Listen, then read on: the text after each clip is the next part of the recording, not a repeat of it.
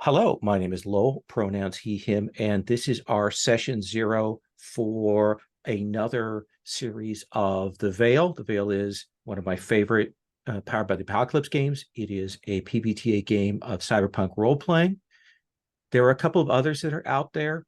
The Sprawl is a dynamite, solidly mission-based cyberpunk game that's really fun and interesting. And Headspace is another one that's dealing with a very specific storyline about how all of the characters share the same sort of skill set and mind. This is different. It is a game that is about our characters and exploring their lives and their emotions, and it's very much free form, and it's very much about building things collaboratively. So that's why I enjoy it. This session is part of Open Hearth Gaming, which is an online gaming community. You can find out more about that at openhearthgaming.com. I think I'll have a link for it in the chat that has a link to our site that tells you about how we work, the Patreon that supports that. If you're watching this video, know that this is part of my set of videos. That's about 1,000 videos that I have on my site, a lot more than I thought I did when I went to count them. But we also have so much more than that on the Open Hearth YouTube channel, which has, I would say, the largest collection of sort of unedited APs that are out there, drawn together from years in the community and its various iterations. So to start out, we are going to be working through CATS, which is, for me, concept, approach, tone, and then safety, which will kind of lay out a baseline. And then we're going to move into kind of a discussion of the palette, which is an idea taken from Microscope. And then we're going to talk about playbooks. So that's what we're going to do. So the concept, The Veil is a build your own world cyberpunk game, where each character type that is chosen gets to say something distinctive about the world, gets to establish some facts about the world. So if you are running the architect, which is our sort of virtual reality hacker type character, they get to say kind of what that looks like. And the same thing applies to all of our different playbooks that we have. There are some questions built into them in their background and some choices that are to be made. But then they also are the ones that when we kind of want to know what it is, we're going to go to them first. We're going to listen to what they have to say to kind of establish those facts. It's a game that is not mission driven, like the Sprawl, Shadowrun, etc. Instead, it is really about your daily lives and about your close friends that you need to survive. So you are joined together as a group in the sense that you all have come to rely on one another. And I say this is a build your own cyberpunk game because I've seen very different settings run. I've seen very conventional, sort of on the ground, classic cyberpunk, but I've also seen where we're in a bioorganic future and that's how the cyberpunk world is built, or a space station. Lots of different ways to go about it. The one thing that is a definite consistent element throughout these versions is the idea of the veil itself. The veil is basically the fact that everyone has some kind of neurochip that gives them access to the augmented reality that is happening around them, that is constantly being fed, changing your perceptions of the world for better or worse, about what you see. And some elements of the veil are purely visual, but some have other sort of physicalities on them, depending on how we define that in our play. But it's really important to know that this is an overlay, that there's always a reality kind of hiding behind or peeking behind it, but also that reality can get reshaped by people or by things or events that happen in there. This is a game that engages much more with what I would call the more modern cyberpunk influences. We're away from, say, Sterling and Gibson and all the things that really fed into Cyberpunk 2020 and that whole genre, which is a great thing, and of course then became the basis for the new version of it in TTRPG form and video game form. It engages with a lot more of the modern cyberpunk questions about transhumanism and things like that. So I'll only mention Altered Carbon as a touchstone because it's been out there, but that author is a terrible person. So I don't want to say anything more about that. But it also engages with a lot of the anime tropes. Fraser is significantly younger than I am and grew up in a time when he was getting and absorbing a lot of different tropes. So we get a lot more Ghost in the Shell, maybe even a little bit of Appleseed, Akira, those kinds of more modern themes. Techno Lies is another one that is sort of off the top of my head. So those are all in there. The other thing I want to mention about the way that we're going to be playing Cyberpunk and the Veil, and this is built into the Veil itself, is there's a lot of Cyberpunk that is ableist in the way that it portrays body transformation, in the way that it portrays cybernetics, that kind of thing. Even in the most recent iteration of the TTRPG, there's still this idea that as you get changed, there's cyberpsychosis and breakdown and things like that. They talk about it a little bit deeper, but it's still present. That's not a thing in our game. That's not a game thing in the Veil or anything. It is a world where people do change themselves, and it's a thing that is definitely done, and there's no cost beyond cred and upkeep for people in the sense of that. So today, I will talk a little bit about mechanics, the specific mechanics for the Veil and how they differ from PbtA. And then we're going to build that palette for our game. And the palette are split into two halves. One is sort of things we don't want to see. And that is like, okay, if these are usual aspects or usual things that we might expect in a cyberpunk game, but we kind of don't want to deal with those, or we're not as interested in those, we can put those on the don't want to see.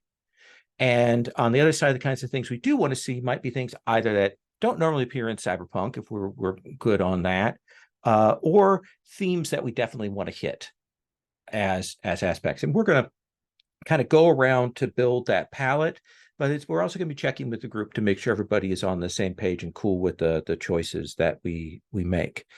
After that, we'll go through the playbooks. Everybody choose their playbook.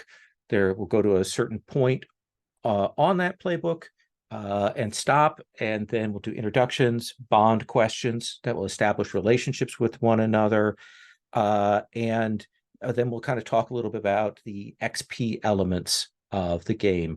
Everyone's going to have an entanglement. You're going to have a drive, which is kind of a goal, and you're going to have a question that you're asking about yourself or about the world. And then we'll see where we get to at that point. Want to get to the tone. This is not grimdark. This is not the nihilistic cyberpunk that we sometimes see. This is a game about embracing the future and engaging with it. It might be gritty, it might be dirty, it might be flooded, it might have alligators running in the streets as it did in the last game I was in, but it's still a game that is about characters getting together. You're not being entirely beaten down by the system, and there is the possibility for changing and for hopes. So again, I am leaning definitely more towards anime level of grit and grime and things like that. Psychopaths is an interesting version. It's a clean world, but kind of depressing. But there are other kinds of more interesting cyberpunk things that are out there to think about.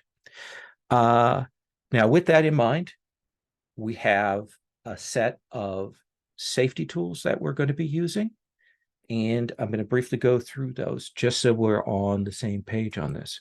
So the first of these is lines, veils, and ask first. A line means anything that we don't want in the game. That's not an element we want to have in play. And if you mark it as a line, we're not going to do that. We're not going to make that a topic. We're not going to make that a focus. We're not going to make that a story element. Veils is for anything that, if it occurs, we will probably fade to black, or we'll reference it off screen or anything like that. It might happen, but we're not going to dwell on that. And then ask first are things that, if we want to engage with that particular topic or theme, we're going to stop and we're going to check in before we do that and make sure that everybody is cool with that on board. So while we're doing this, go ahead and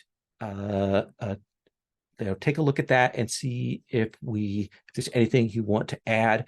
After we do the palette, I know I saw that somebody added a couple of things that I need to ask about, like for clarification about what exactly they mean, so we're all on the same page. But generally, those are things that we're going to very much set in stone for ourselves. The second thing that we use is the idea of the X card, which I know all of you are familiar with. But for me, the X card, again, it can be done with a physical gesture, or you can say X card.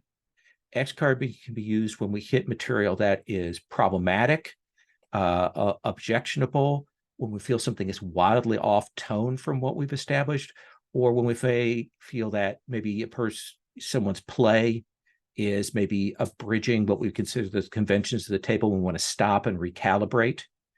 Those are all reasons to do that.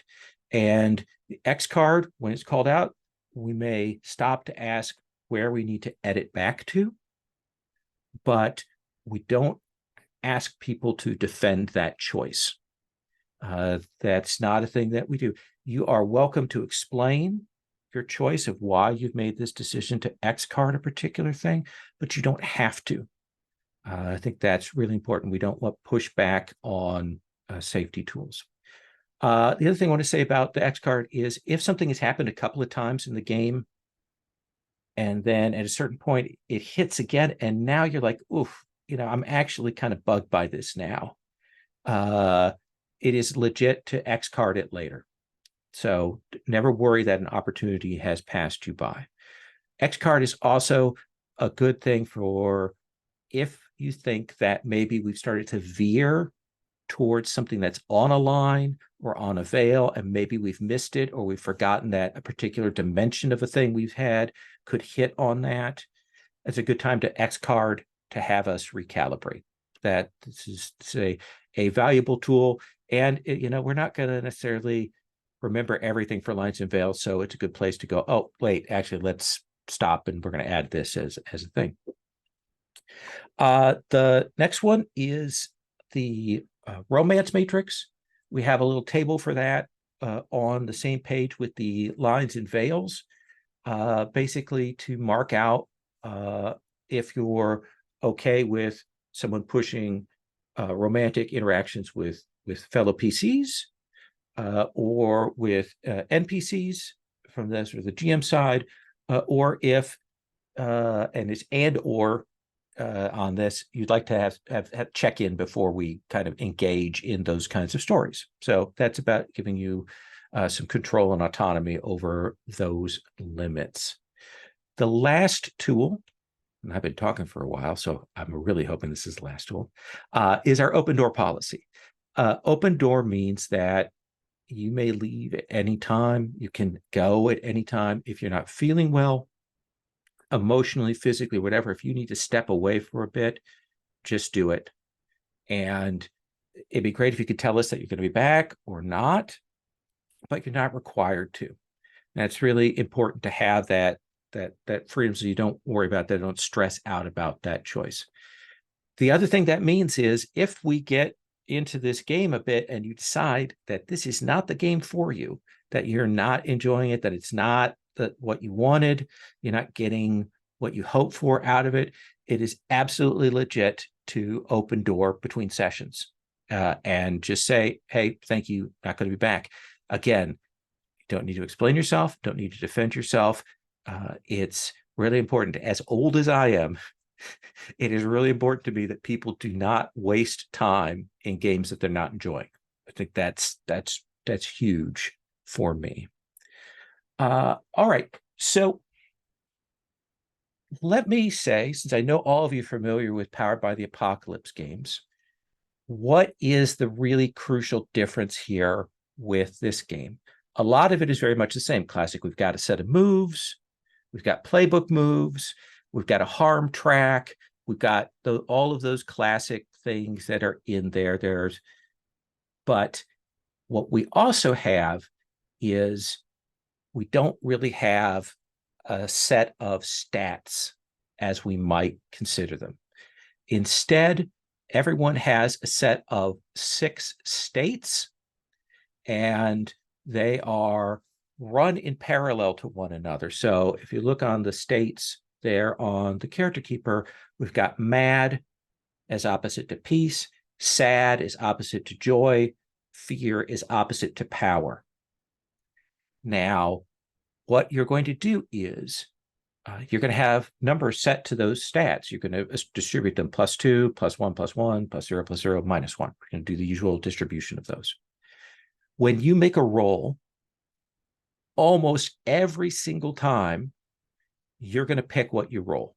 You're going to say, I think I'm angry while I'm doing this, or I think I'm joyful, I think I'm happy. You're going to decide. When you do that, you tick one box on that state, the furthest out from the center. And this is the important part. Let's say that you put a tick in fear. If you've got a ticks in power, you put one in fear and you remove one from power. So building up one side reduces the other side. So it's a balancing act. Those ticks are called spikes. They're called spikes, emotional spikes, and you can be building those up. If by some chance, because you've wanted to keep rolling with your best stat, or you think that your character is probably in that mode, you hit that middle section. That is what is called spiked out. When you hit that last box, that 5th box is a red box. At that point, that takes over for you. And you have a couple of ways to alleviate that, either kind of working through it and working it down, or taking a horrible roll on another stat to clear things out. We'll talk about that in play. But that's one of the big things, is that back and forth action. Now, one of the things you may say to yourself is, oh, God, I don't know exactly what my feeling is. I'm not angry per se. Rich Rogers gets into this a lot. He's thinking very hard, but my character's not exactly this. To help out with that vocabulary, on the second tab, we have the wheel. And this is taken from apparently some psychological therapy stuff that is borrowed. And it has examples of other terms or words that kind of fit into these different brackets. So if you're stuck and wondering, like, like where does anxious fit, where does being, confident fit, like those kinds of things, come and look here, check that out, and it'll help you find that vocabulary for things. That's the biggest stuff mechanically that I have to talk about. Everything else I'm going to say is it falls into the sort of normal processes of PbtA as we would expect them. So what I would like to do then is shift over and talk about the palette. And we're going to go around and I'm going to say if there's something you definitely like to see, definitely not like to see, and we can kind of talk about what that might look like or not look like. And if you don't, feel free to pass. If I'm not ready, I don't know exactly what I want yet, or let me think about that, or let me come back on that. You're welcome to do that. And we'll go around until we kind of feel like we're at a good spot where everybody's had a chance to kind of contribute on that. So I'm going to do it in order of arrival here. So Mike, I put you on the spot here. I apologize, but So anything you've been thinking about in terms of cyberpunk that you definitely like to see, definitely not like to see in the course of this that maybe falls outside of our lines and veil stuff? Um, I'm always a sucker for power being correlated with geography or position. Uh, so especially from a cyberpunk perspective, frequently you'll find the very, very rich are very, very high physically from an altitude perspective. And then the ultimate expression of that is the space elevator, and you end up Okay, with people in orbit. I'm always a sucker for a good beanstalk story. absolutely. Okay, power correlated, misspelled, of course, with height and position. You'll see if as I'm typing this, and you're going to see me type, I will misspell everything as I type it. Joe, what about you? Anything you're thinking of strongly like to see, not like to see? Uh, hmm. I'm pretty open. I think maybe I don't know what if this is a like to see or a not like to see, but Sure. I kind of would like to maybe, and you said it in the game kind of steers you this way, is away from some of the old school classic tropes, right? Like explore some of the more modern things. I mean, I'm also was raised on Gibson and whatnot, right? And I love that stuff. But I think I would like to like lean into things like some of the questions around like what it means to be human, and some of those kinds of more modern questions. So Absolutely. I'll just put as not like to see as old school tropes, like the gun love and violence that is inherent in old cyberpunk and that kind of thing. I think that's a good thing for us to kind of keep in mind thematically in terms of what we're doing. Jonathan, what about for you?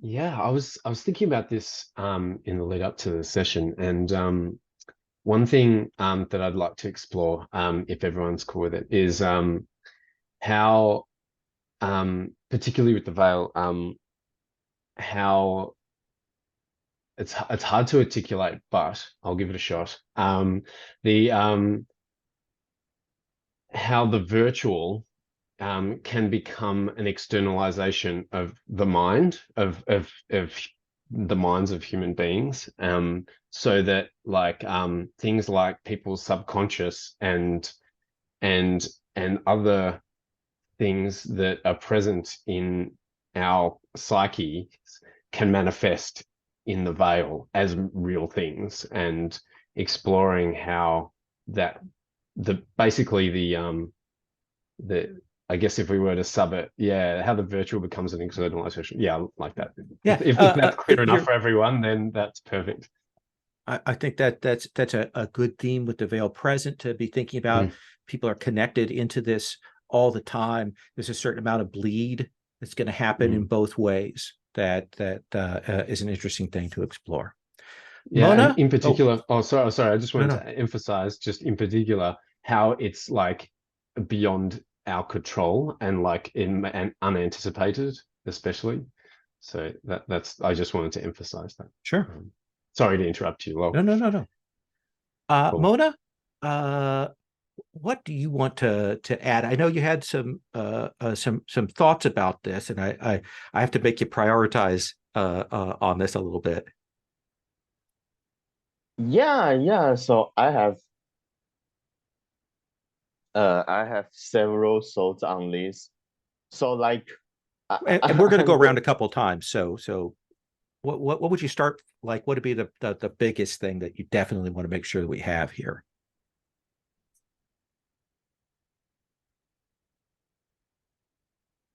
I mean some of the things we have already covered, like body autonomy being like good instead of like, but I think right now I think the big thing see I want to make sure is like to see that technology is a tool that's not inherently good or bad, instead of like being evil, and like nature is like good, and obviously like certain people get to define what is natural. I think like we mentioned Gibson, but like Gibson's earlier works, like the Sprawl trilogy, it's not as grim dark as like some of the modern cyberpunk. Mhm. Like the Sprawl trilogy doesn't actually like, oh, technology is so awful and like it ruins everything. Like early Gibson is very, I mean, Gibson's work is always very clear that it's rich people controlling technology that's the problem, because like the Sprawl started the whole console cowboy like hacker heroism thing. So like obviously there's no hackers without technology. So it's not as erudite as like some of the newer like cyberpunk where like, oh my god, like new media ruins everything. And I just think that's very dumb, but Yeah, that I it don't want is. to go there.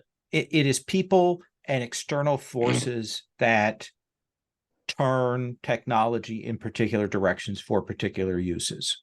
That Yeah. Okay, no, I think that's great, and it's a good one to keep in mind when we're addressing these things. Mike, let me come back to you.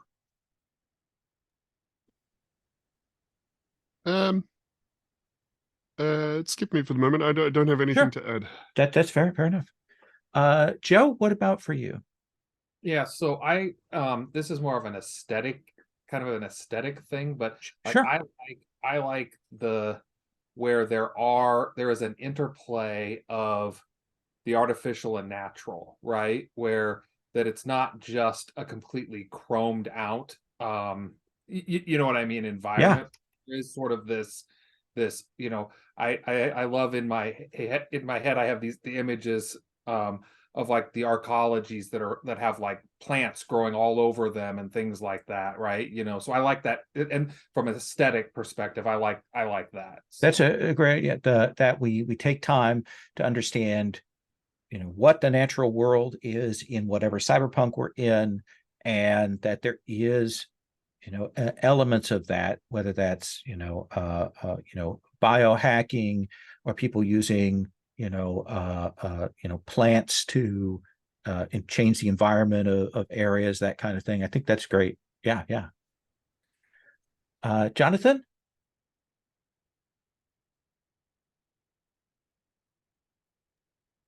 Yeah. Skip me for a minute because Sure, sure. I'm having a few thoughts and I haven't settled on one yet. Absolutely. Mona, I'm going to swing back to you.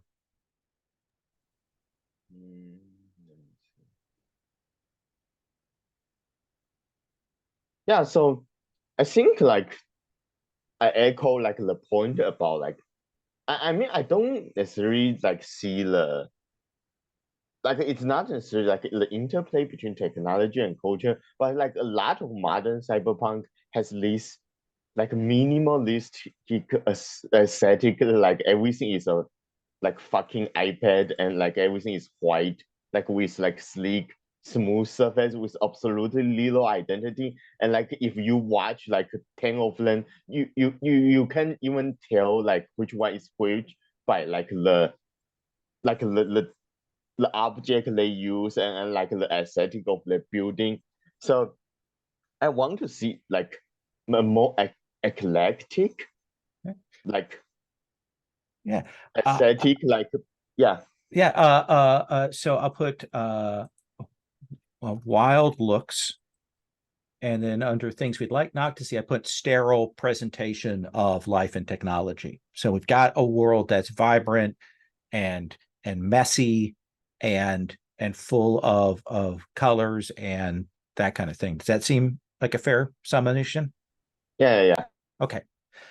That's awesome. One of the things I do like about the Veil too is in the GM section, one of the things that Fraser suggests is that the GM pick a couple of colors to use as mood elements when describing the game. And so we'll kind of think about that, what those colors are that we're going to be seeing here. Mike, I'm going to swing back to you.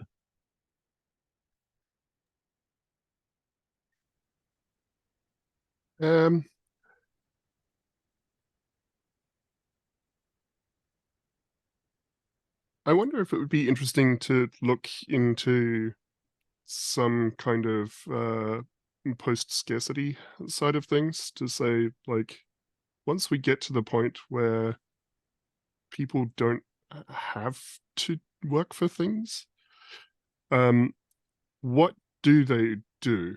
Why do they do the things that they do?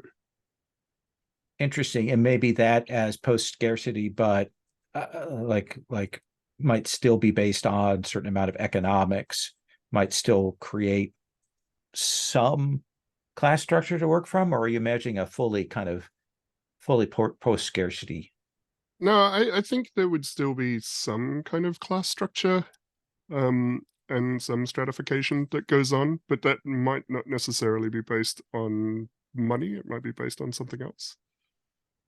And in terms of actually like supplying people things, like who has control of the choice of what the form is or shape is of the things that you're getting in that post scarcity society. Interesting. Okay. Joe? I had something on the tip of my tongue, and then I was listening intently to what Mike said, and it drifted over there. It's back there somewhere now. Give me just a second. Sure. I kind of wanted to clarify on the old school tropes. Like, I think Sure. what I was really meaning is like the the gangs and the guns and the that stuff, right? I mean, I think there's a lot of stuff that's in there that is still useful and relevant. So I don't want anybody to feel like we can't, like I'm saying, I don't want to see anything from anything from back then, right? It's really just and probably it's less the novelizations and more the original games. Really, they were really Yeah. all just, we're a gang and we're running heists, right? I mean, and it was violent and brutal and things like that. And It's so all that's about the size of the gun that we can get and seeing if we can get a full body cyborg and all of that. So, okay.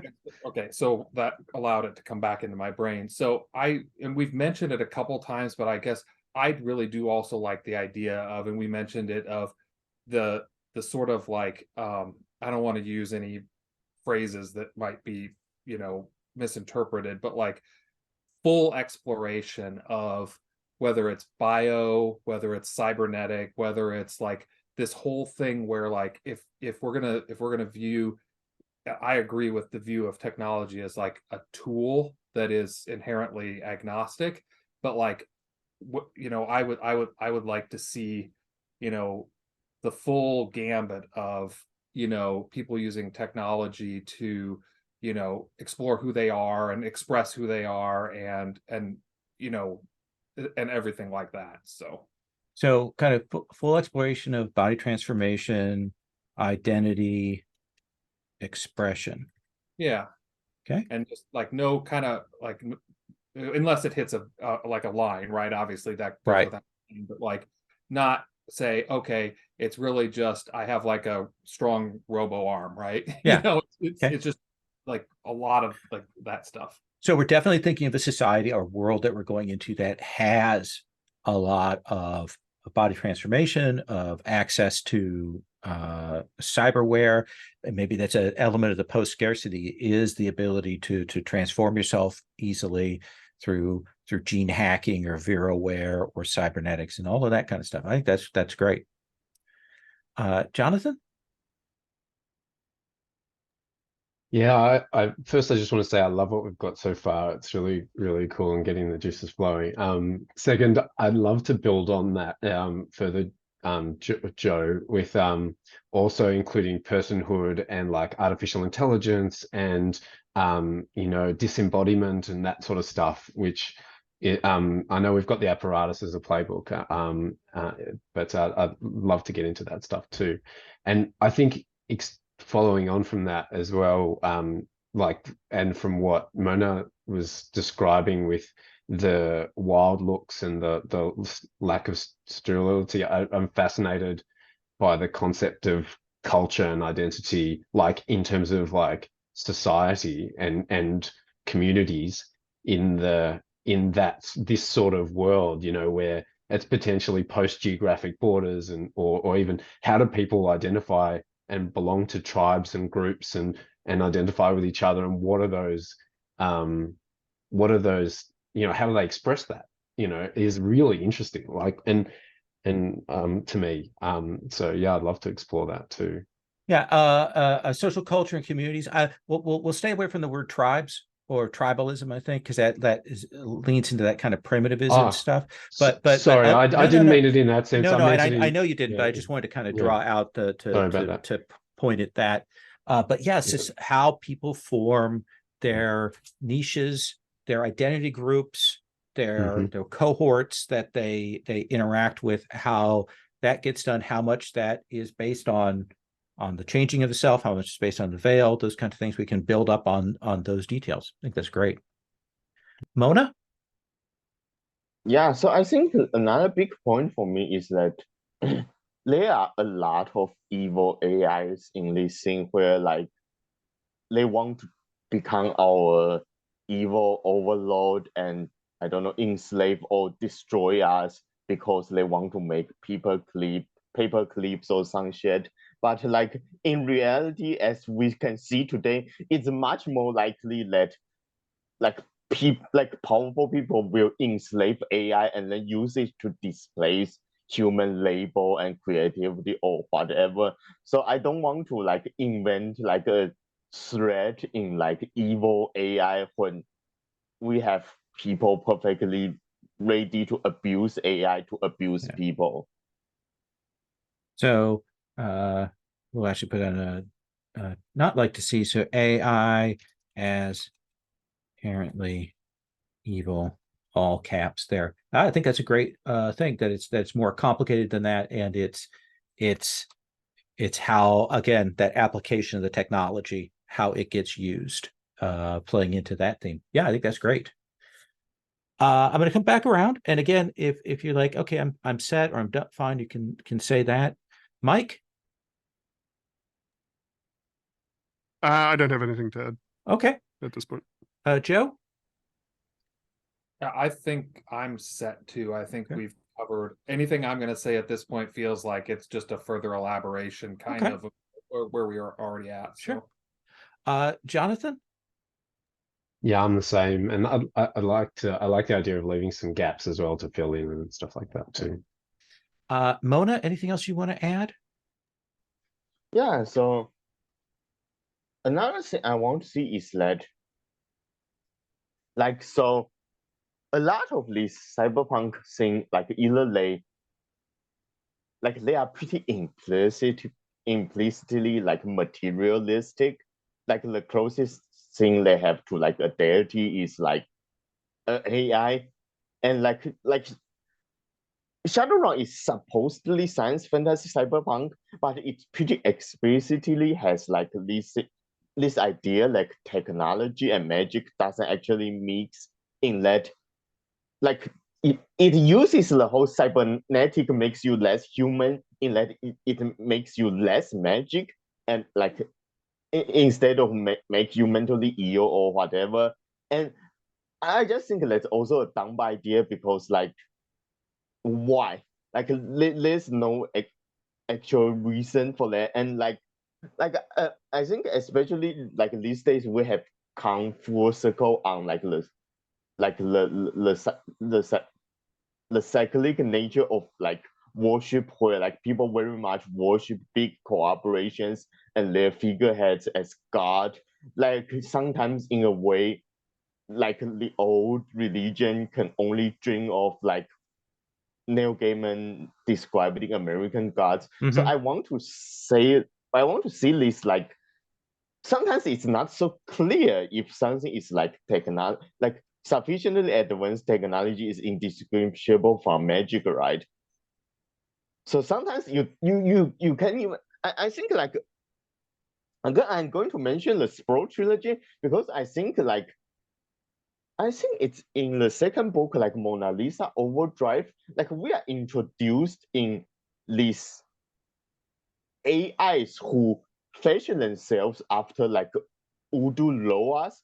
Obviously, there's an element of like cultural appropriation there, because Gibson is a white Canadian guy who is like writing about like black people's like a religion created and practiced by Black people. But this idea, like this interplay, like this AI has fashioned themselves as God, and people sometimes worship them as God, and like hackers make pacts with this AI to get good.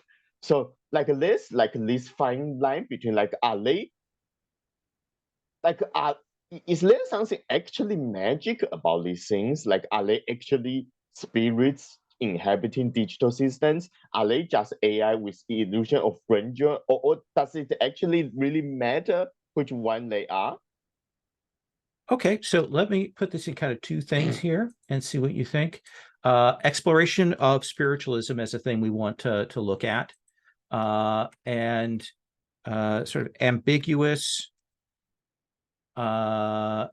possibly techno-mysticism. Like there is something going on there that we might explore how that looks, how that arrives. We have room for that in our play. Does that seem good? Yeah. Okay. Is everybody cool with that palette as it stands?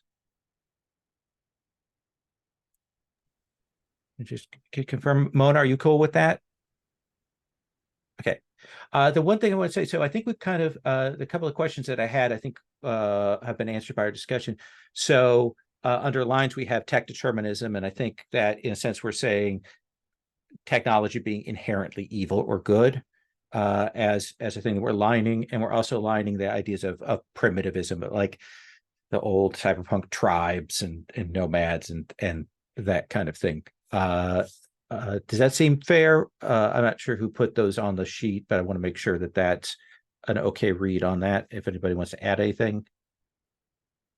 Okay. Yeah. So it's me who edited, and I already like talked about tech determinism, and like I think primitivism is like, because it's like a very white idea.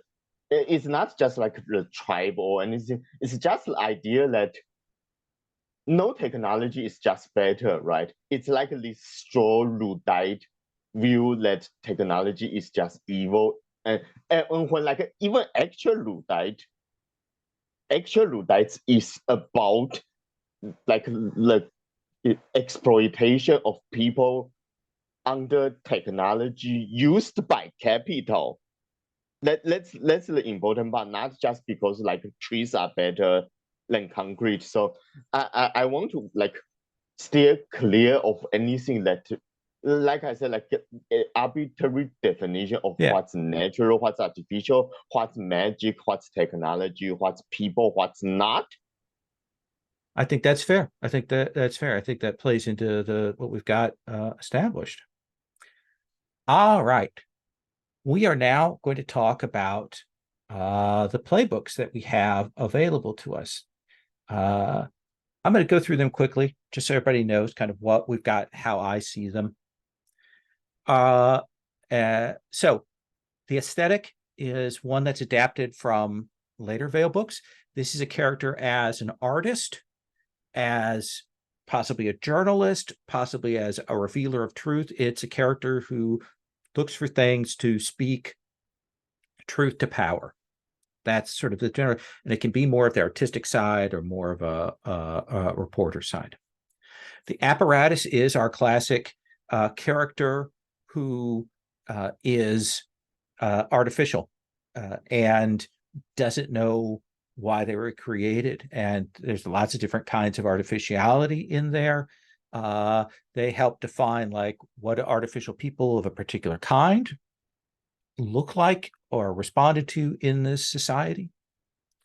The next is the attached. The attached is a character that has a strange thing that has attached itself to them and kind of creates a symbiotic relationship. It might be a friendly robot. It might be an alien spore. It might be that you're a common writer. There are all kinds of versions of that. The changing is a character who something is happening to them outside their control, outside of their ability to manage it. Whatever it is changing them physically. In the previous version of Veil, this was the dying, so it was a character who was dying from a disease. Kind of done away with that. Instead, it's a character who is being changed, whether you're being changed into a post-human state or a different kind of human, or being made into a veil construct or whatever. There are lots of options with that. The empath is our psychic character. It's a character that is exclusively using mental powers and gets to define kind of what those look like, how those function, how much that's natural or artificial, gets to say about that in the presence of those powers, common or uncommon, get to decide that. The Fallen is a character who previously was called the Honor Bound, was very tied up in such senses of honor as a thing, and is a little problematic. Instead, we've kind of redone that playbook to be about a character who used to serve the instruments of control, the instruments of power, and has had a revelation, a realization, and is now trying to both fight against those powers, and also to atone for what they've done. They would like forgiveness, but they can't demand or get forgiveness. It has to be given to them. The touchstone I use for this is the most recent Blade Runner 2049 is a good example of a character I think would fall into that archetype. The Honed is a character who isn't hooked into the veil. This is a character, they're a badass physical person who sees the truth behind everything. They can't connect to the veil. It means they're cut off from a lot of things. It is an interesting playbook, but it also comes with a lot of limitations, and I will just put that out there. You are welcome to take it, but just know that it is a more challenging one. The Memologist is a new archetype built from a couple of later playbook things. This is a character who works with memories, taking memories, selling memories, that kind of thing. You get to define that as a technology or an industry in this setting, what that looks like. The Onomastic is an odd one. You are the last survivor of some kind of order, some kind of group or society or order, and you have access to the secrets and the last remnants of that order. And there is a group of things or people, or however you want to define it, that is hunting you.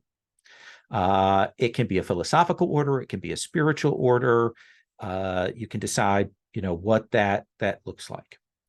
The last one is the Seeker, and this is our character who's based on faith, on religion, on faith. They get to define what the tenets kind of are of their faith, how they're interacting with the established power structures, whether that's a church or a temple or something else of their faith, and they're built on that. So that's kind of our set of playbooks we have available to us. So I come back to you, Mike, and do you have like a short list that you're interested in, or do you have you're like, oh, I know what I want?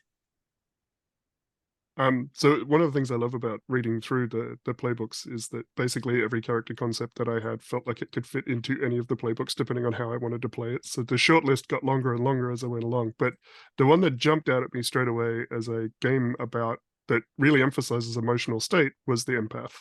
Okay. That was the one that leapt off the page to me. But behind that, I'm intrigued by the Changing, the Fallen, maybe the Ascetic. I'll just end up listing all of them. But Okay. the Empath was the big one that jumped off the page to me. Okay, I think that's fair. Joe, what about for you? I have about 5 that I'm with. Okay. So I'll let other people go, and then there's about 5 that I think I feel really good about. Okay, so you have deferred your choice. You're going to go last. That is fair, but only one person gets to do that. So Jonathan, what is your short list or first choice? I have 5 as well. No, my shortlist, my shortlist is, I think they're all great. They're all so evocative, and they've got such great ideas and themes. So I think they're really cool. But the ones that are speaking most to me are probably at the top of the list are probably the Memologist. Okay. And yeah, the Nomologist and the Apparatus and the Aesthetic. Those 3 are really, but now also the Attached and the Changing are really, they're all 5. Those 5 are really, I'm going to find it really hard to choose. Okay. But those 5 see, but you've eliminated another 6 that you weren't going to choose. So that's great. You've got that limited. Yeah. Mona, what about for you? Yeah, so I have a quick question about the attached. So Yeah. from what I read, it's the item is sentient and it's like more or less in charge, right? Well, here's what it is the item has attached itself to you. It's aided you in some way. And it has wants, it has desires, and that's kind of a pressure that's put on you from it. It helps you, it can merge with you, but it also has its own sentience, and it asks for things.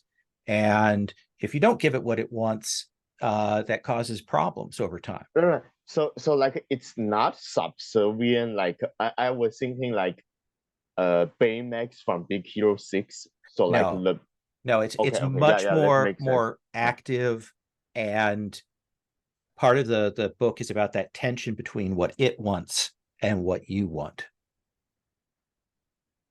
Yeah. So I'm thinking either Apparatus, Changing, or Attached. Apparatus, Changing, Attached. Okay. Good. Down to 3. That's good. So, Mike, I swing back to you. You had Empath as your first choice. Yep. Are you good with that as your pick? Yeah, I think so. If nobody else, it sounded like nobody else was leaping on that one. Yeah. So let's do that. So we're going to set you as the Empath. Jonathan, what now is leaping to mind for you? Well, after that brief conversation, now I'm going to cross off the Attached. Okay. So that helped me. Good. So it's the Aesthetic, the Apparatus, the Changing, and the Nomologist. Okay. Yeah. So I might. I'm not sure if I can cross any more off yet. Maybe in discussions with others might help me cross more. At least one off of the list here, and I will move on from you. Okay. Oh, I really like the Nomologist because I really like the idea of exploring memory and economics. And if I'm being honest, that initially that was probably the one that I was favoring the most. Okay. But now I really like, through the discussion of the palette, I really am interested in the transformation, in like transhumanism transformation, and exploring that. So that would be really cool too. And also the cultural identity. So I think I can cross off the Apparatus. Okay. I think I'll cross that one off because I think so. The Changing, the Aesthetic, and the Nomologist. So we've reduced your list. I'm going to come back to you in a second after Mona picks. So that's what's going to happen. Mona, you've had the Apparatus, the Changing, and the Attached. Those are all 3 still open. Which one do you think you want to go with?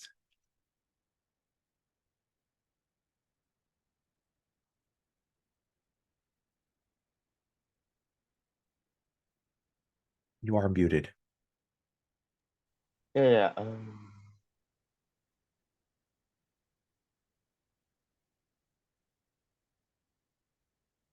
Yeah, I think I'm going to go with the Apparatus. Apparatus. Okay. Excellent.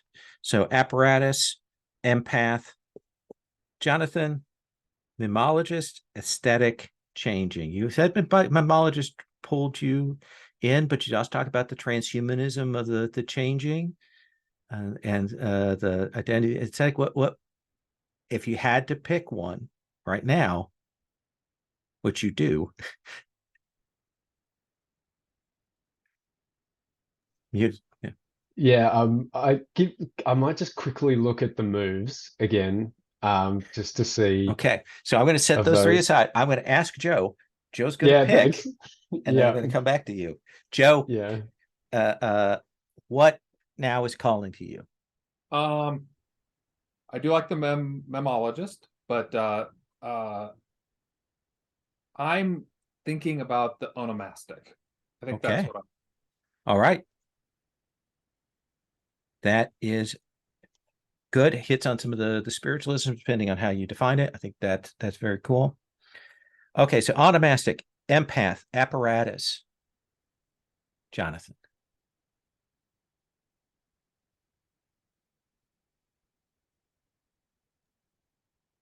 Ah, I think I can eliminate the aesthetic. I think the changing and the nomologist I'm finding most. So it's down to two. Okay. And I think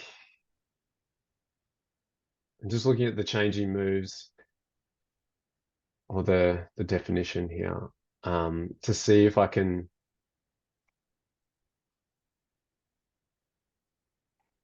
Because I'm really like it's 50-50 at the moment. I Okay. should just toss a coin. Maybe I'll roll a die. Sure.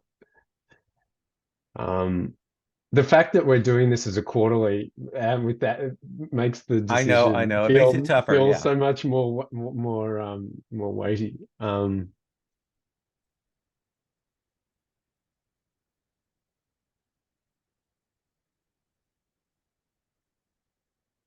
I'm hiding the columns for like convenience sake. Oh, we'll open them up again because in play you can take moves from other playbooks as advances. So, but I just want to clear that out.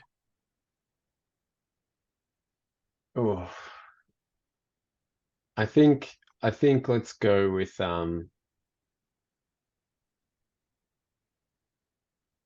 let's. I was really set before on nomologist, but I think I'm gonna go with the changing. Okay, it's a really interesting playbook. It's really cool. Yeah. Okay, so I'm going to hide that column. So thank you everyone for bearing with me. It was fruitful. So here is what you're going to do now is we're actually going to take 5. Let's take a 5-minute bio break. And then we're going to come back and I'm going to set people to working on their characters here. And I'll talk about what you need to choose and those kinds of things. But I just want us to catch our breath before we go on forward. So take 5 and come back. Now I'm going to resume the recording. You missed me having Mike introduce his character, Cora Waterford, the empath. You'll see them in play. So I apologize for anyone who's actually watched through the session 0. So anyway, so again, Joe, I hate to make you start again. So hi, I'm Joe, he, him. And I just realized that my name Ono is very much like onomastic, and that wasn't on purpose, but it so I'm playing Ono, the onomastic. So I envision he's an older person. And he like that picture I found, I think you'd see him often walking around with things like glasses and like something hooded, right? Because he's, for all intents and purposes, hiding to some degree. What else are we talking about? I'm sorry, I was well, let's start with the big thing. Like the broad question. We know we'll come to the moves and so on, but you belong to an order that was destroyed, right? How are you picturing what that order was? What was it about? So one of the elements of the sanctuary that I chose was a way into an alien place filled with new kinds of tech, shifting structures, and symbols of unguessed meaning. So I kind of envisioned the order as being something kind of a cross between like scholars and scholars and monks to some degree, and I maybe envision that the reason they were hunted, them discovering or having some access to knowledge that the control and power that be didn't want to be more widespread, maybe. Do you think that you had been with the order for a while? Had it been you'd grown up with the order, or had you been a recent convert? How are you imagining that? Yeah, I think I imagine that he was only knows life as far his farthest back memories were as a small child being part of the order. And so you were thrust out into a world that you kind of had vaguely experienced second, third hand. And so tell us the other things you picked for your sanctuary besides the alien place. The phantoms / ghosts of your extinct order. And then away into ancient underground vaults, cavernous, echoing, and endless. Awesome. And you have the true name, which is a kind of more specific bond thing. That's your potential. And you have that lovely asylum move. Yep. And you'll get to like we'll decide it in play, like how that looks, what it appears like. And that's a very fun move to run with. So you died, or your order died rather. The iconoclasts either destroyed it or they're the pursuers now. What did you choose for these iconoclasts that are these hunters? Right. I kept it fairly simple. I think that they look generally like people. I imagine maybe that they have they have they're hooded, or maybe they have some sort of thing that obscures their face because they actually have no faces. So they're human, but there's just nothing here. The sort of the Rorschach mask or the projection kind of thing. Right. And then they speak only in your mind. Interesting. So, do you think you have a sense of who sent them or what their purpose is besides destroying you, or is that just completely unknown to you? I think it's unknown. I think that might be something that I'd like us to discover over the course of play, maybe. And you've had a chance to adjust a little bit, had some time out, so you've been this is a bit after the destruction of your order, because you've had a time to come out with it. You have a cybertome. What form do you think that cybertome takes? Ooh, that's how you're asking the hard questions. I am. I think it is. I think it's more like some sort of like small. I'm thinking like thumb drivey sort of like chip thing that has everything, all the data on it. But it's secured in some way. Do you think is there a physical security on it, or is it some sort of like cryptological lock or something else? Yeah, I think maybe it's maybe like DNA encrypted to me somehow. Yeah, but still haven't quite figured out how to open it up. Probably reflects a little bit of the alien tech that you had. There's something you need to do. I kind of like the idea. Well, I kind of like the idea maybe of that there's another piece of it, right? That has to be found. Like it's not like you can just stick it in any device or thing, right? Like there's another piece of it that needs to be found to open it. And what do you think Ono has been doing to kind of gig to get by? I mean, it's a post scarcity, so a lot of basic needs are taken care of, but they're at that very basic level. But and you have maybe more needs because you do have to move and survive and so on. So what do you think you do? I think I like, so to your point, he has to move around. I like something odd jobbish Okay. wise. So I think maybe he just picks up whatever kind of work he can You in have whether cooking or just whatever, right? absolutely. You've got in your overlay, you've got a dozen gig apps, distant coded that you can pull up and do that job. Actually, I do like, I just said cooking. I think maybe he cooks, right? Okay. He works at restaurants, and maybe that's one of the things that gets him in trouble and forces him to have to move on sometimes, is he's actually pretty good at it. And Okay. so I think cooking, like he goes and does like cooks at little like those little like I do hope we like have those little like street stall pop-up restaurants, mobile food stalls, portable food stalls, robotic ones that come around. I like that very much, and it kind of suggests that may have been something that you did for your order quite a bit. Right. What did you choose for your highest state? I chose power, but in the sense that when you look at the wheel, things like hopeful, there was another one in there. It wasn't like power in the sense of, but like faithful, hopeful, those sorts of emotions. Yeah. And I noticed you took your lowest in mad. Yeah, I think maybe he's maybe maybe I'm not using the states correctly, but in my mind, he's no longer I tried to reflect with the way I picked the stats that, there's sad, right? And there is some fear, right? Mm-hmm. And so but yeah, I don't see him as a You don't use anger as a means to push yourself. It doesn't usually drive you.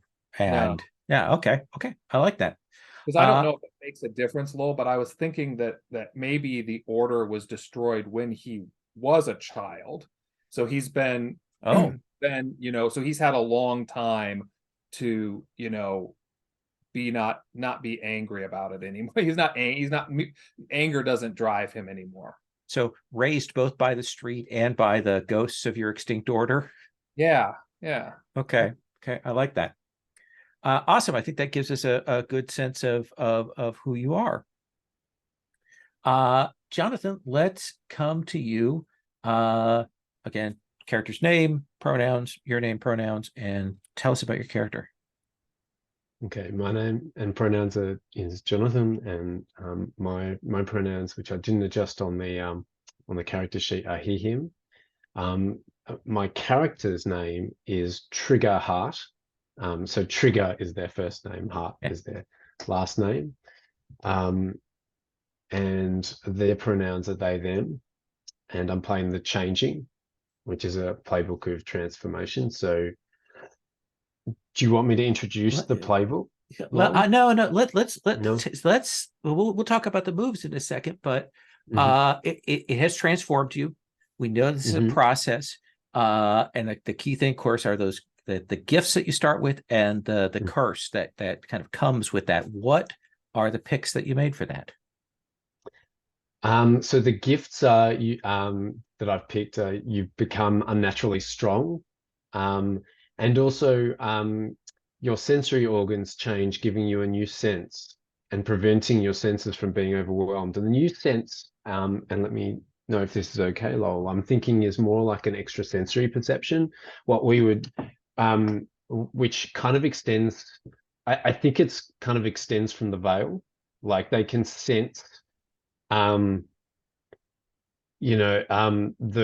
The kind of resonance or whatever you want to call it, but some things that are happening, or patterns in the veil, or I mean, Trigger's not sure why. Like they don't know what this is, or it's all new to them. But they you've connected into the veil, and it helps you to extend your senses. I think that's fair, and then doesn't necessarily step on the empath stuff.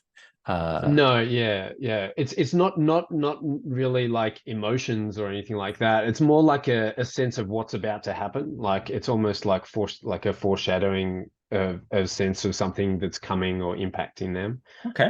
But I'm happy to leave it to you, Lol, to limit or extend that. Yeah, in however we'll you want. play around with that sort of danger sense, perception through the veil. I think that's all really interesting. And the curse? And the curse is the trigger has periods of blackouts and sometimes wakes up in unfamiliar places. So Okay. I thought you might have some fun with that. Yeah, that is a good hard move thing for me. And tell us about the moves that you picked. The moves. I picked Trigger, which was actually probably what inspired the name.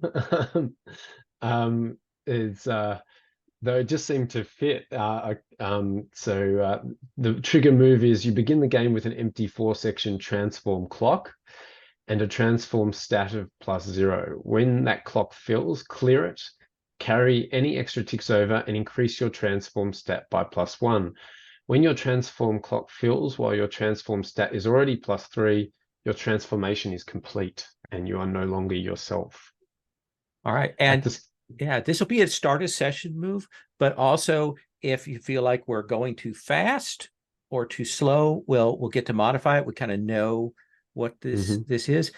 It's one of those challenges to get a clock right. Like if you played Masks, the Doom clock on the Doom is hard to modify. So we'll play around with that, and that allows you to get new gifts and new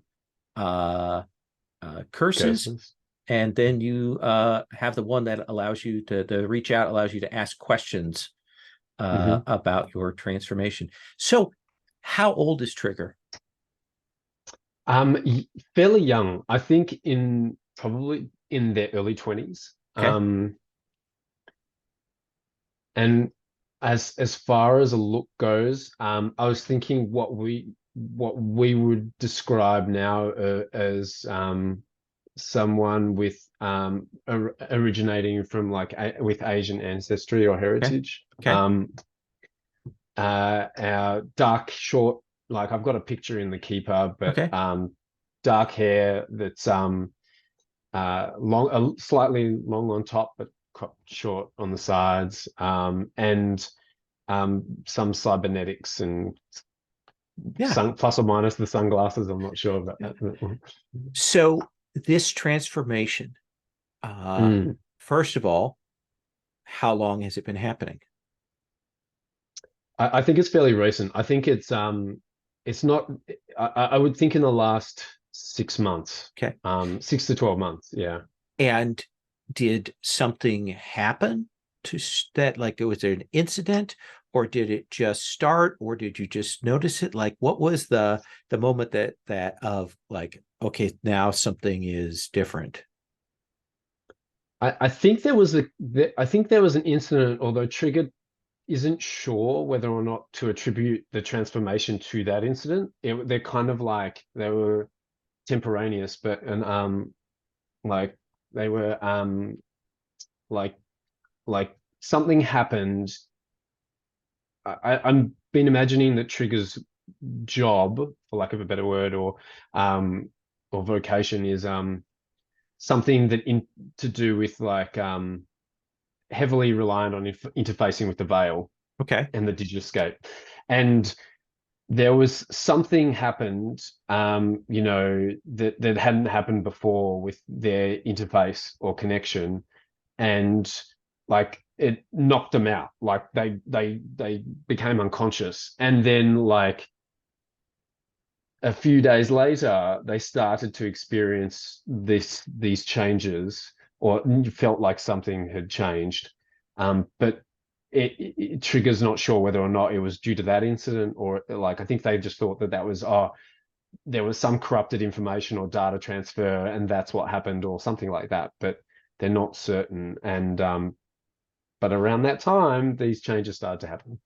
And Do you think this is something that Trigger talks about much? Doesn't talk about? Okay, Doesn't talk about. Okay. No. And for them, like, what's the like? Is there something that they had state that they have to get in to use this, or does it just happen, or like what are you imagining there? Like if we see this in a movie, how do we know that this is happening? I think I think you see it from the reaction, like how Trigger's able to affect their environment. I don't think that it necessarily is triggered by their emotions. Though I think that we often see it associated. I'm imagining that you see the unnatural strength happening because when they particularly when they get mad, like Okay. we would see that more often, but I don't think it's triggered by that Okay. emotion.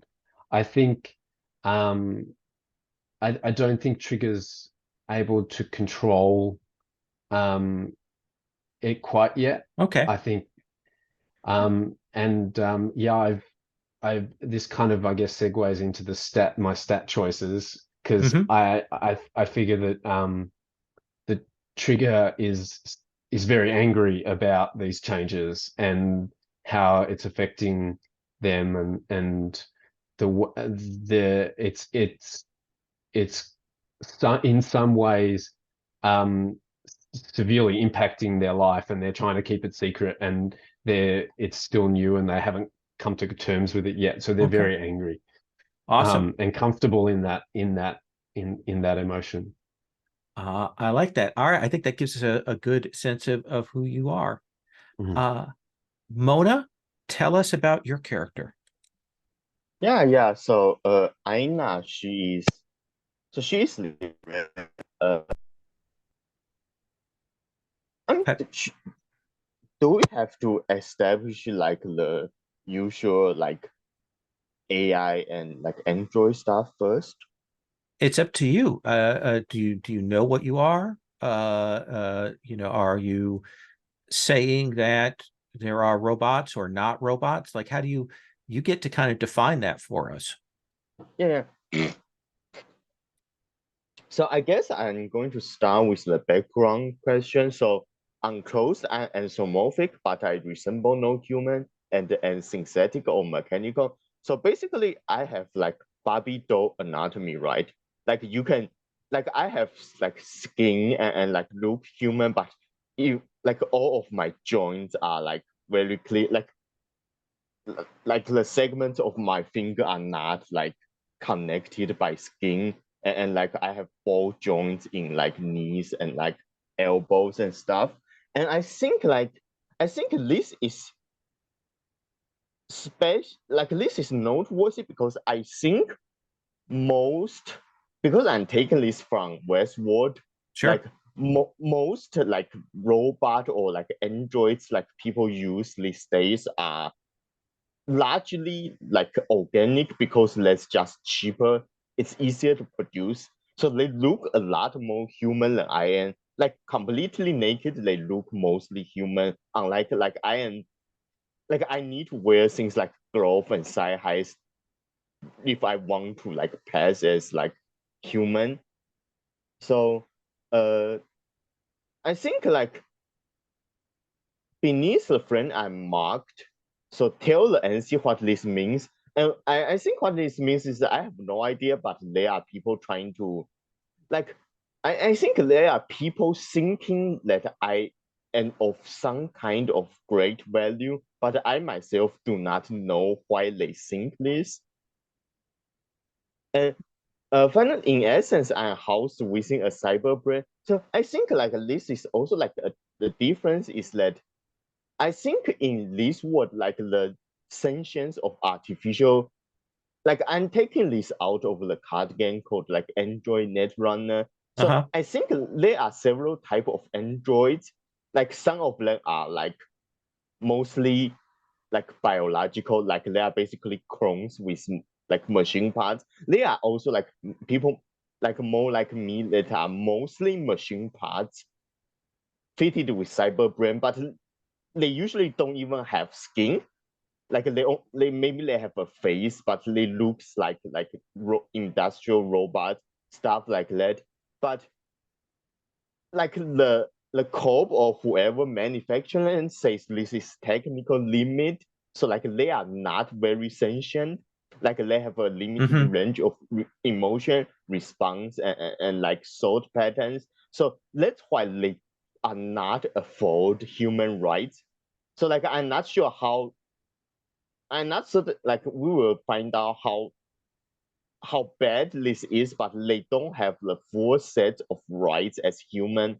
But like there are a lot of like speculation and theory that they are capable of the full range of human emotion and thought and more. But like whoever created that are limiting them somehow.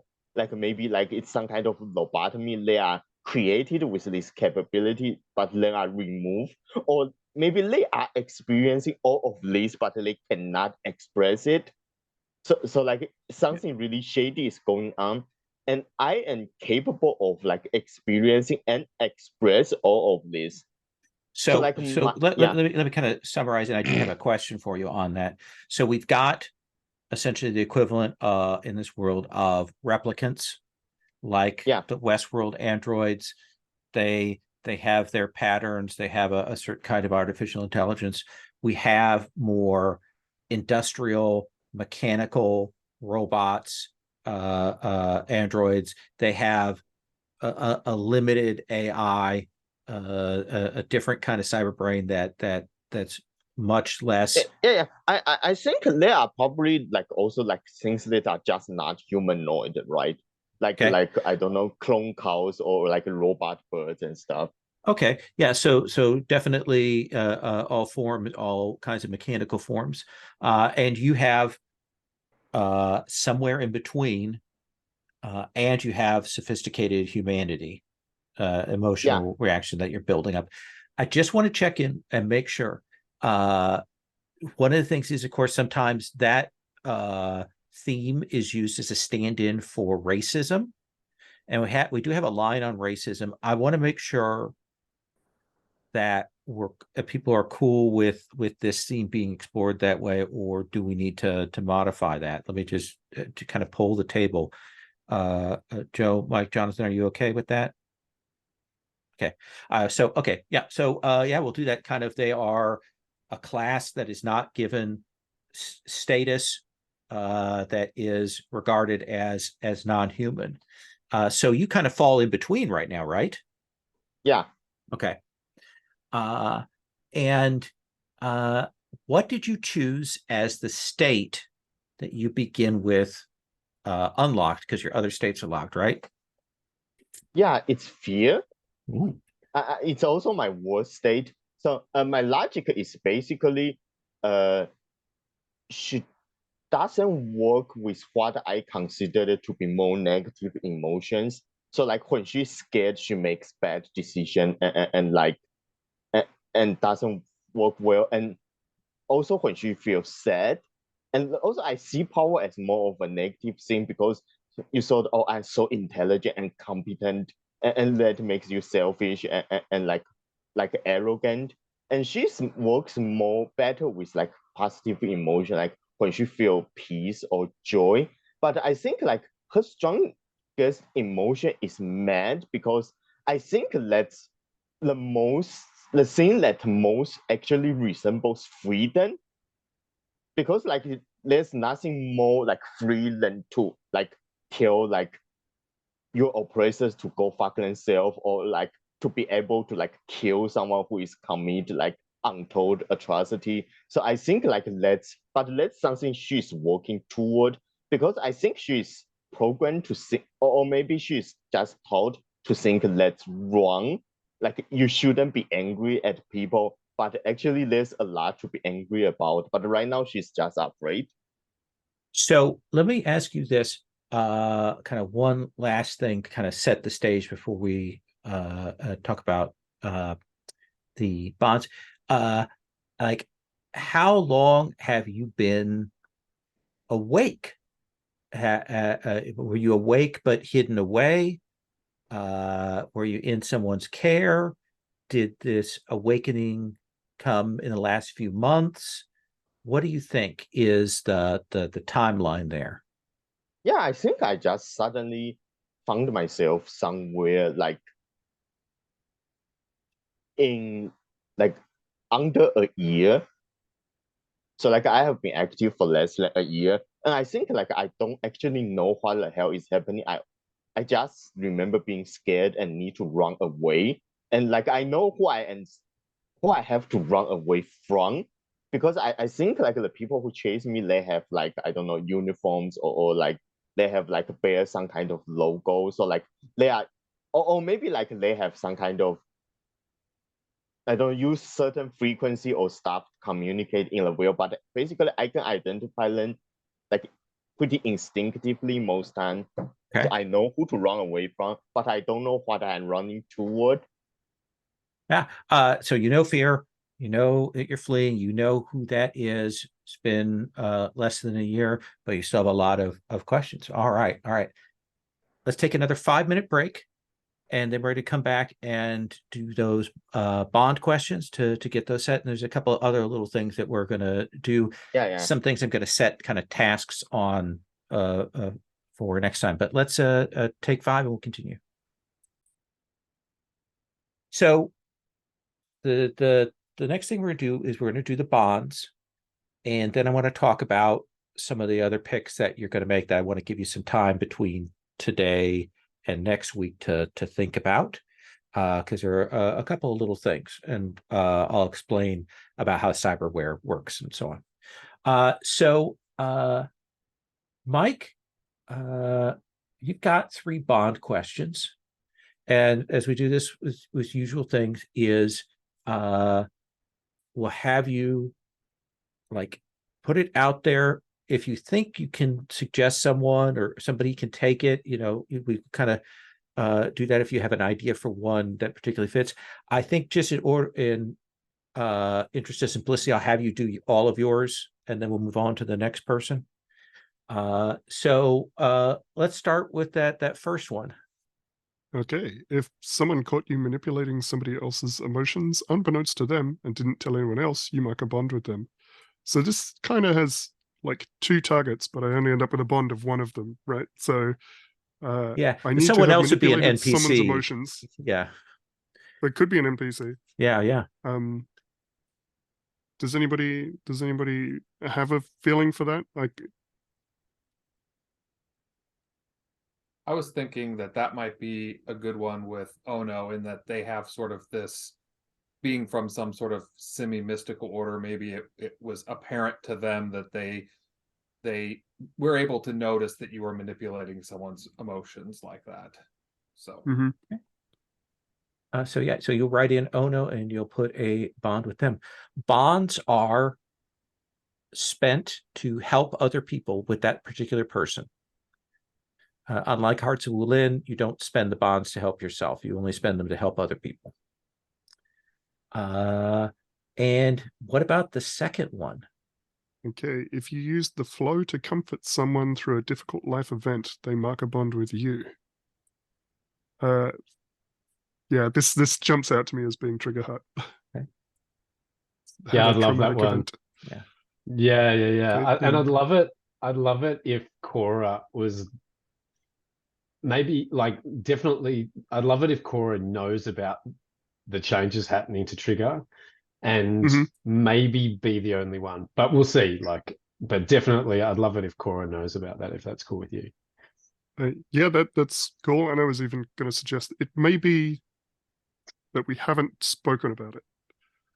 Yes, I'll leave that in. That's awesome. I'll leave that in your hands. Like I know, no, that's awesome. But I'm respectful of your privacy, and if you want to come and talk to me about it, then I'm here. Yeah, I love that. Yeah. So trigger, okay. You'll write in Cora and put one bond with her. Okay, and then the last one I've got is if you've used the flow to take solace or comfort in one another in a time of need for you both, you each mark a bond with one another.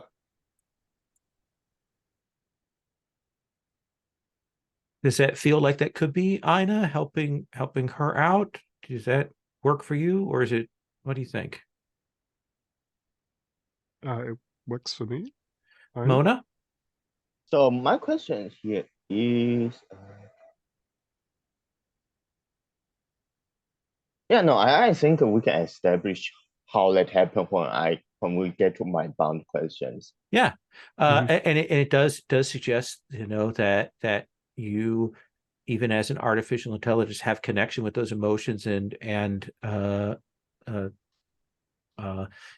can work with those. Awesome.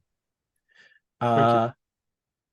So Trigger, what do you want, or what is your first obligation question, bound question? Okay, excuse me. If you have exposed yourself to future danger by using your gifts to save someone else, you mark 1 bond with them.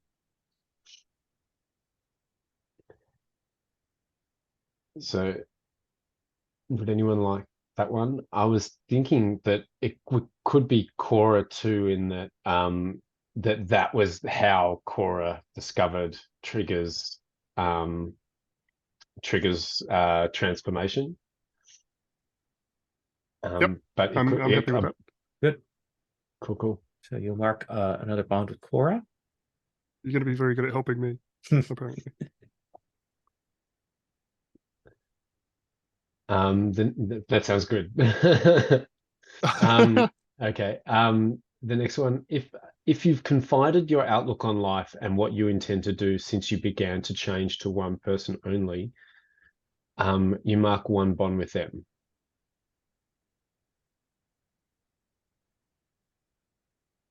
Who do you think you would have confided in?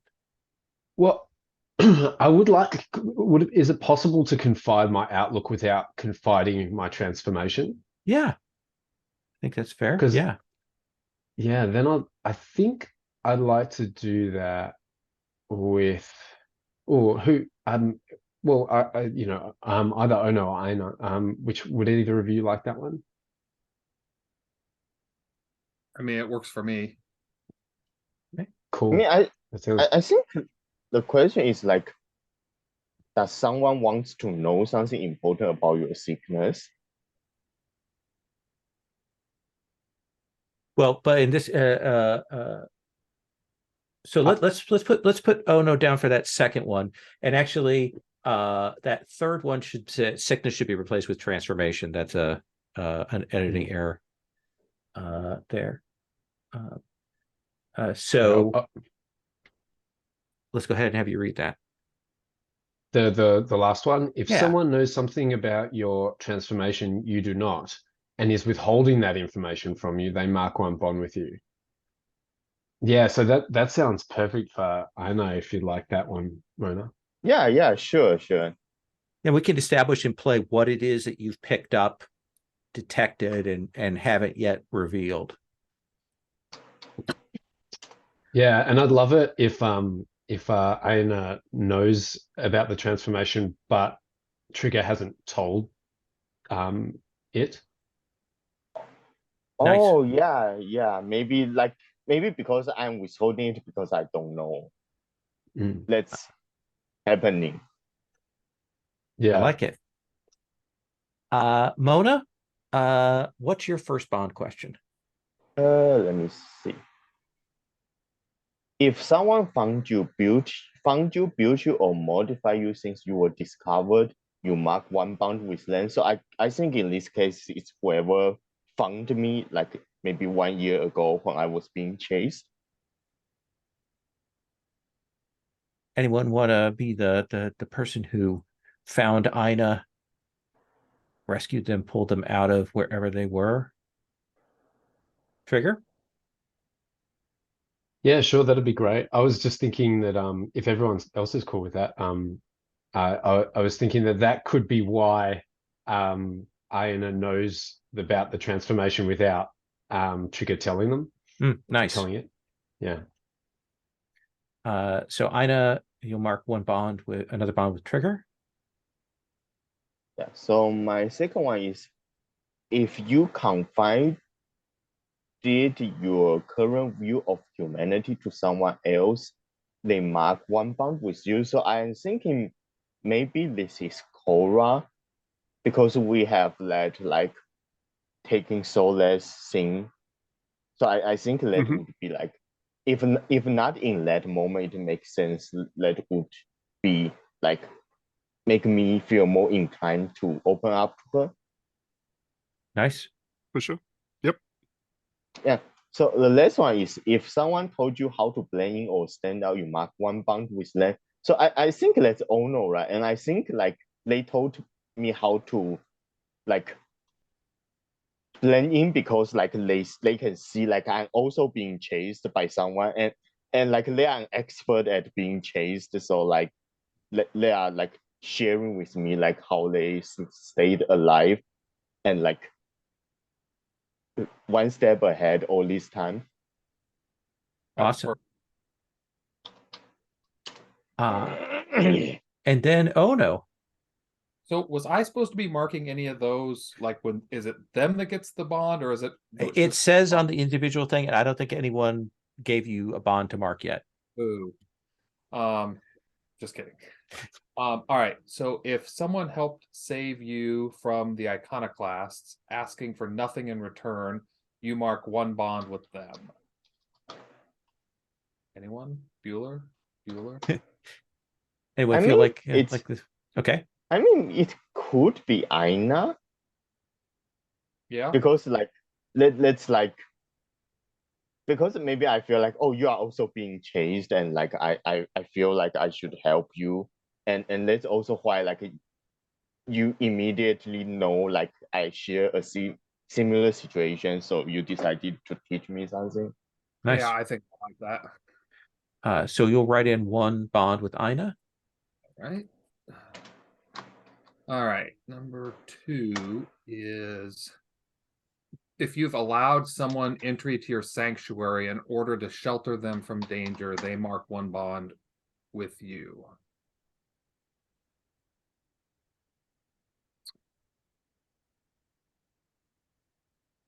Yeah, if you don't want that one, Mike, I'm happy to take that. Yeah, I'm also reading ahead. Yeah, I thought you might be. Yeah, that sounds good. Yeah, I think it Um, it works a little bit because of your blackouts and all that sort of stuff. Maybe there's something there. Nice. exactly. Yeah, that's what I was thinking. Sure, that's great. So he's marking the bond on Yeah. this one, So right? yep. Marks another bond with you. And then the last one. If someone has disclosed major life events to you, you mark one insight and one bond with them. So yeah, I would happily take that one, and I think because you are aware that I've manipulated Trigger's emotions or somebody's emotions. I There think we we go. didn't establish necessarily that it was Triggers. Yeah, so you must know that I'm an empath, or at least we've had that discussion. Excellent. Nice. And then I just need to find somewhere on here, right? Where it says potential, change that up there, up below the harm track. Change that to insight. Perfect. Oops. So let me talk briefly about a couple of things that I want you to think about. On most of your playbooks, you'll see that it suggests on the playbook notes, or rather it will say, actually it's on the keeper thing, right? Where did I put it? It's on the playbooks sheet. It talks about the cybernetics. The cybernetics in this game, you begin with 3 pieces of cybernetics, and they can have tags on them. These are usually descriptive tags, and I've got a tab that gives some examples of what a cybernetic things looks like with a tag. The way I do cybernetics in this is a little bit different from the Veil. Basically is like each session, you can like when you go to make a roll, if one of your pieces of cybernetics you think would help you, you check it and you get a +1 to the roll. So it's essentially you've got some free floating +1s that you can use if you have an appropriate piece of cyberware. So that's one of the ways to think about like what you want to choose. Now, you don't have to choose that now. You can choose that on the fly if you want, but just know that those cybernetics are out there for you. You might want to like say, oh, I'm going to have an ear, but I don't know what the tags are yet, or an eye, feel free to do that. And that's the way that we're handling those. And you can, in the course of play, get more cybernetics or change around the tags on your cybernetics. That's another thing that can happen. Gear, there's some picks for gear. I know we'll talk next time about what we'll do to kind of replace what you would have gotten for a weapon to give you something else. Does that sound okay? Yeah, sure. Okay. Then I want to talk about debt pool is mechanical, so I think we'll talk about that when we get to that. I want to talk about the XP stuff. You're going to get XP on a miss, and then there are some moves that in some playbooks that might give extra XP. And the other way is at the end of a session, we're going to check in, and you've got 3 things to think about. So the first thing is you're going to have an entanglement. Entanglement is a relationship that you have with a PC that is complicated by your relationship with an NPC, or a relationship that you have with an NPC that's complicated by your relationship with a PC. It's a triangle. So kind of think about that. It allows you a chance to come up with an NPC, somebody that's kind of in your orbit. The assumption is that you 4 know each other, are tight, but think about that. I do have the Hearts of Wulin entanglements as on a tab here if you'd like some inspiration for that. The next thing is your drive. This is what is it you want? Like, what's your immediate goal? Like right now, what's driving you? Is it revenge? Is it to find other empaths? Is it to like understand what the event was? Like that, like that's your drive. It can be very short term, or it can be long term. And you can do that. And the last one is a little more vague. It's a little bit like drive, but it's also a little bit different. Basically, your question is, what is the thing you want to know? I want to know how I got this disease, or I want to know what people feel about this, or like it's a question you're asking about the world. I want to know if might makes right. I want to know if I can find a place in humanity. Those are the kinds of big questions or little questions. At the end of the session, what we'll ask is, did you like interact in some way with the entanglement? Did you think you maybe like, what did it reflect things? Did you talk with that NPC? Did you have a scene with the PC that might have been, shaded by that? We'll ask if you think you made any progress towards your drive or got pushed away from your drive. And then we'll ask if think you've made any progress on answering your question. For each yes, you're going to get an XP. So that's up to 3 XP that you will get at the end of session, as well as the XP for on a miss. And this is, again, we'll see how this works. I may give some extra XP depending on milestones and things like that as well. So I would like you to think about those between this session and the next one. So that's, I think, where we're going to stop for today, because it's our session 0. Any questions anybody has?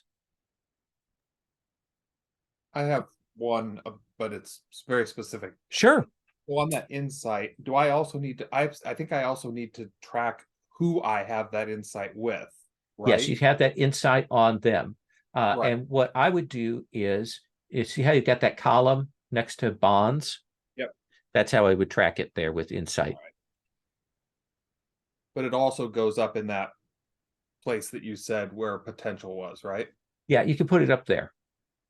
You can also put it up there. I think I forgot that yours has like a specific thing, so it's actually probably better for you to track it on the bonds thing and that kind of stuff. Yeah, I think I will, because if I try to keep track of it in 2 places, it's going to get out Yeah, of yeah. whack real fast. And again, what do you want to say? We're going to have at the end of the second play session, so not this coming session, but the end of the following session, I'm going to check in, and if you've chosen moves or whatever that you're like, oh, I'd rather have this choice, you're going to have that flexibility. So we will check in to make sure, so don't feel like you've committed to anything. All right, so that's where I'm going to stop. I'm very excited about these characters. I'm very, very excited. Looking forward to seeing where these stories goes, especially with this palette that you've built. I'm going to be thinking about this all week. So thank you very much. We'll do stars and wishes at the end of the first play session, and I'm going to stop the recording.